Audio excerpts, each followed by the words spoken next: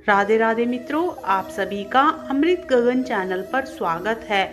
मित्रों, आज मैं लेकर आई हूँ शनिदेव भगवान की कथा। मित्रों, शनिदेव भगवान की कथा को पूर्ण निष्ठा और विश्वास के साथ सुनने से हर मनोकामना पूरी होती है।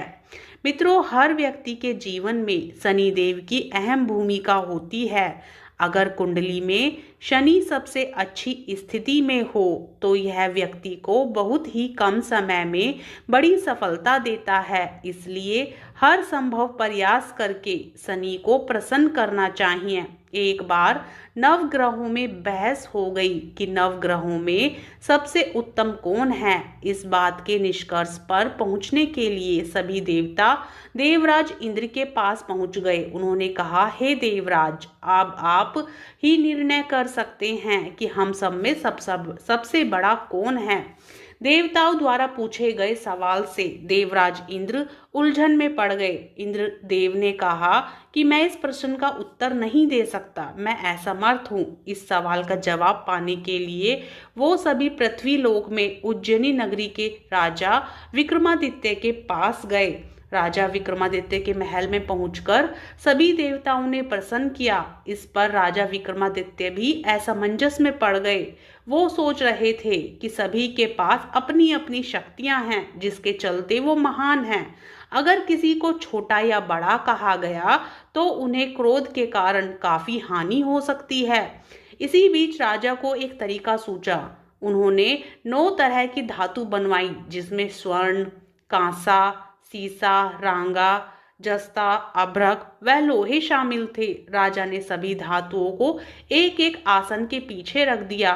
इसके बाद उन्होंने सभी देवताओं को सिंहासन पर बैठने के लिए कहा। धातुओं के गुणों के अनुसार सभी आसनों को एक दूसरे के पीछे रखवाकर उन्होंने देवताओं को अपने अपने सिंहासन पर बैठने को कहा।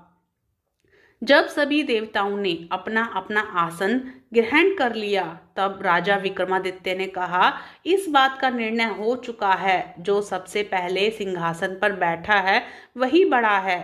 यह देखकर शनि देवता बहुत नाराज हुए। उन्होंने कहा, राजा विक्रमादित्य, यह मेरा अपमान है। तुमने मुझे सबसे पीछे बैठाया है। मैं तुम्हारा विनाश कर दूंगा। तुम मेरी शक्तियों को नहीं जानते हो।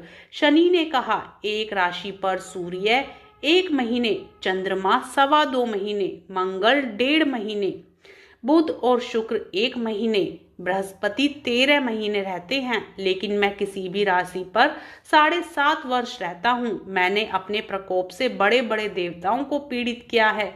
मेरे ही प्रकोप के कारण श्री राम को वन में जाकर रहना पड़ा था, क्योंकि उन पर 7.5 थी। रावण की मृत्यु भी इसी कारण हुई। अब तू मेरे प्रकोप से नहीं बच सकता।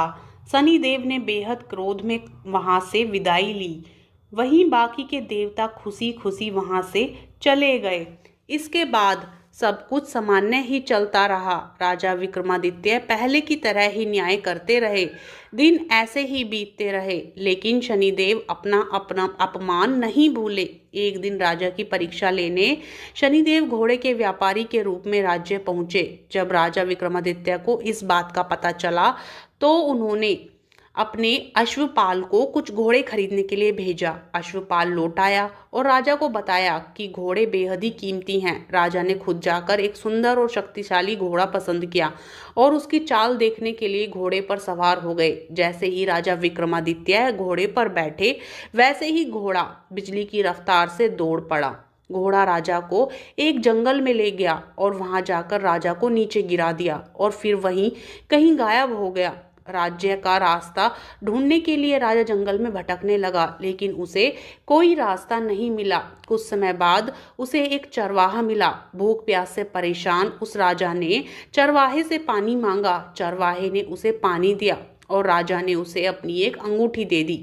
रास्ता पूछकर राजा जंगल से निकल गया और पास में ही मौजूद एक नगर में पहुंच गया। एक सेठ की दुकान पर राजा ने आराम के लिए वहां रुका। वहां सेठ से बातचीत करते हुए उसने बताया कि वह उज्जैनी नगरी से आया है। राजा कुछ देर तक उस दुकान पर बैठा रहा। जितनी देर वो वहां बैठा, सेठ जी की काफी बिक्री हो गई। सेठ ने राजा को बहुत भाग्यवान समझा। सेठ ने राजा को अपने घर खाने पर आमंत्रित किया। सेठ के घर में एक खूंटी पर सोने का हार लटका था। उसी कमरे में वो राजा को छोड़कर बाहर चला गया। कुछ समय बाद खूंटी उस सोने के हार को निगल गई। सेठ ने विक्रमादित्य से वापस आकर पूछा कि उसका हार कहाँ है। तब राजा ने उसे हार गायब होने की बात बताई। सेठ ने क्रोधित होकर विक्रमादित्य के हाथ पैर कटवाने के आदेश दे दिए। राजा विक्रमादित्य के हाथ पांव काटकर उसे नगर की सड़क पर छोड़ दिया गया। फिर कुछ समय बाद विक्रमादित्य को एक तेली अपने साथ ले गया। तेली ने उसे अपने कोलू पर बैठा दिया। वह पूरा दिन बैलों को आवाज देकर हाँकता था। विक्रमादित्य का जीवन इसी तरह यापन होता रहा। उस पर शनि की 7.5 थी, जिसके खत्म होने पर वर्षा ऋतु शुरू हुई। एक दिन राजा मेघ मल्हार गा रहा था। उसी समय उस नगर के राजा की बेटी राजकुमारी मोहिनी ने उसकी आवाज सुनी। उसे आवाज बेहद पसंद आई। मोहिनी ने अपनी दासी को भेजकर गाने वाले को बुलाने को कहा। तब दासी लौटी तो उसने अपने राजा के बारे में मोहिनी को सब बताया। लेकिन राजकुमारी उसके मेघ मल्हार पर मोहित हो चुकी थी। अपंग होने के बाद भी वह राजा से विवाह करने के लिए मान गई। जब मोहिनी के माता पिता को इस बात का पता चला तो वे हैरान रह गए। रानी ने अपनी बेटी को समझाते हुए कहा कि तेरे भाग्य में किसी राजा की रानी का सुख है। तू इस अपंग से क्यों विवाह करना चाहती है? लेकिन समझाने के बावजूद भी राजकुमारी अड़ी रही। जिद को पूरा कराने के लिए राजकुमारी ने भोजन छोड़ दिया। अपनी बेटी की खुशी के लिए राजा रानी अपंग विक्रमादित्य से मोहिनी का विवाह कराने के लिए तैयार हो गए। दोनों का विवाह हुआ और वो तेली के घर में रहने लगे। उसी दिन विक्रमादित्य के सपने में शनिदेव भगवान आए। उन्होंने कहा कि देखा तूने मेरा प्रकोप। राजा ने शनिदेव से उसे क्षमा करने को कहा। उन्होंने कहा कि जितना दुख आपने मुझे दिया है उतना किसी और को मत देना। इस पर शनिदेव ने कहा, राजा मैं तुम्हारी प्रार्थना स्वीकार करता हूँ। जो कोई व्यक्ति मुझे पूजेगा, व्रत करेगा और मेरी कथा सुनेगा, उस पर मेरी कृपा दृष्टि सदैव बनी रहेगी।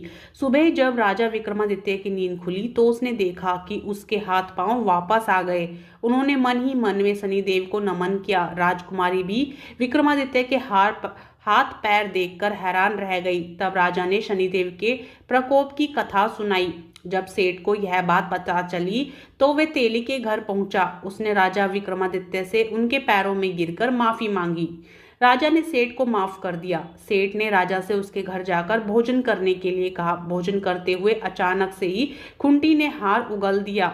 सेठ जी ने अपनी बेटी का विवाह भी राजा के साथ कर दिया। उन्होंने उसे स्वर्ण आभूषण, धन आदि देकर राजा के साथ विदा कर दिया। राजा विक्रमादित्य अपनी दोनों पत्नियों यानी राजकुमारी मोहिनी और सेठ की बेटी के साथ अपने राज्य उज्जैनी पहुंचे। सभी ने उनका स्वागत किया। इसके बाद राजा विक्रमादित्य ने पूरे राज्य में घोषणा करते हुए कहा कि आज से शनिदेव सब देवों में सर्वश्रेष्ठ माने जाएंगे। साथ ही शनिदेव का व्रत करें और व्रत कथा जरूर सुने। यह देखकर शनिदेव बहुत खुश हुए। व्रत करने और व्रत कथा सुनने से शनिदेव की कृपा रहने लगी और लोग आनंद पूर्वक रहने लगे। बोलिए शनिदेव भगवान की जय।